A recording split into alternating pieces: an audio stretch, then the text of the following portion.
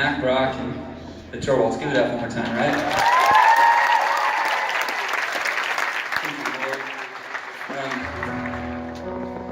So I mentioned I've been writing a new record, and I've actually been not since I was like 18 have I kind of regularly led at the same church multiple times a month. But this, like a year ago, I started leading a church that I've been friends with forever, and I do so many events with, and they're so amazing. It's called Harvest Christian Fellowship in Southern California. Anybody heard of Greg Laurie before?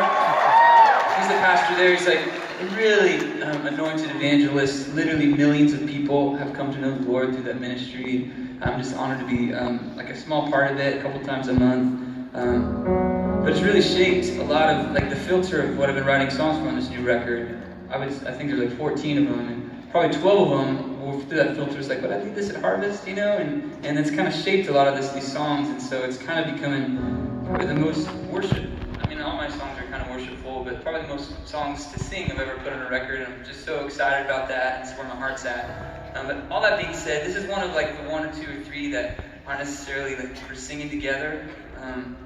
But I had to put it on my record because I have this like image burned into my mind. When I was leading there at Harvest, a lot of times the evening service is a little, like at the end, Greg kind of always turns it, even if it's 5 minutes at the end, just kind of gives the gospel presentation and ties it in with the message and just gives people a chance to stand up and, you know, kind of don't even play any music or anything, you know, it's just like this. And Greg says, hey, if you never followed Jesus, if you never said, hey, I want to follow Jesus in my life, why don't you stand up and come forward, you know, and we'll pray for you. And it was like oddly, like it was probably like 40, 50 people came forward, which we were all just kind of shocked. Usually it's 5 or 6 or 7, or you know, he didn't make it a big thing. We were just like, so all of us on stage were like, this is amazing, because like the whole front was getting full of all these people that were meeting Jesus, that were saying, hey, like I hear what you're saying, Pastor Greg, and I want it a part of my life. And it's crazy how it never really gets old, you know? And I remember looking down right in front of me, and there was this guy who had like a tight tank top on and definitely looked like he lifted some weights, you know, like a big dude, Hispanic dude, tats, like kind of coming up the neck, bald head. Just the guy that like maybe if you were in a dark alley and he like kind of walked next to you and kind of walked the other way, you know, because you just know if anything happened, he could totally beat me up if he wanted to, you know.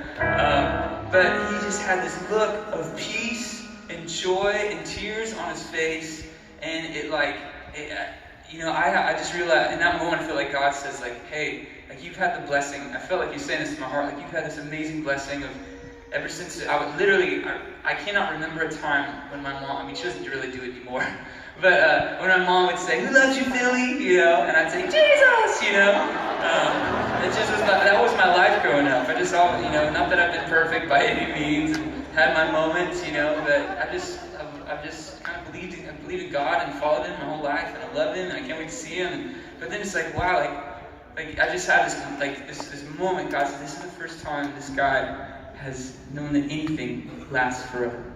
And I just felt like I didn't know his story. I didn't meet him. I don't even know who he is. I haven't seen him in the church since then. But I just felt like everything in this guy's life, I felt like has failed. That he's wanted not to fail, and he's just found something that's gonna never fail and gonna last forever. And I just thought, that is crazy. And then I realized, wow, you know, Lord, give me a heart that would break for those who don't know you, that would break for those who wake up and don't have that, you know. And maybe some people in this room do, and the whole thing is kind of weird. We're just singing, everybody's singing, and you just came with your mom or your grandma or something. I don't know.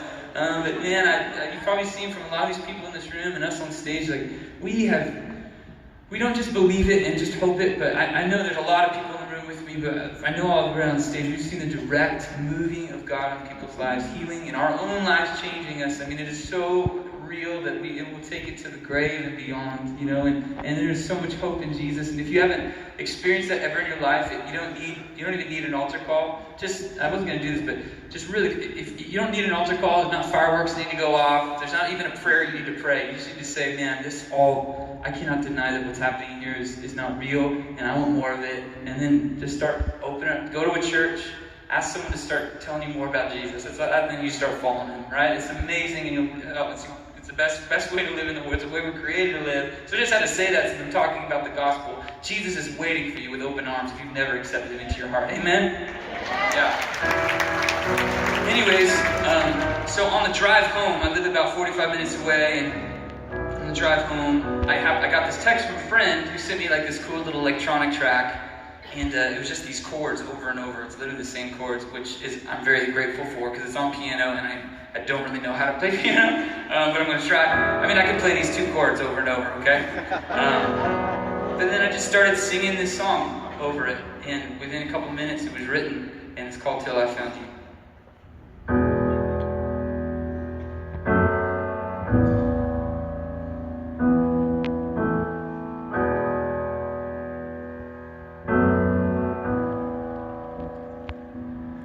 I searched through the earth for something that could satisfy,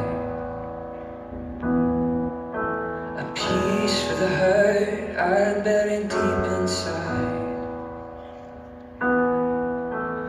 Knees on the floor, I finally found everything I needed. You lifted my soul and opened up